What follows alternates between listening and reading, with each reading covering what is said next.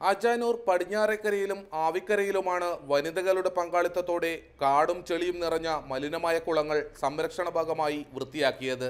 കുളങ്ങൾ സംരക്ഷിക്കാൻ തദ്ദേശ സ്വയംഭരണ സ്ഥാപനങ്ങൾക്ക് പദ്ധതികളുണ്ടെങ്കിലും അതിന് കാത്തുനിൽക്കാതെ നാടിന്റെ ജലസ്രോതസ്സുകൾ സംരക്ഷിക്കാനായി നാട്ടുകാർ മുന്നിട്ടിറങ്ങുകയായിരുന്നു.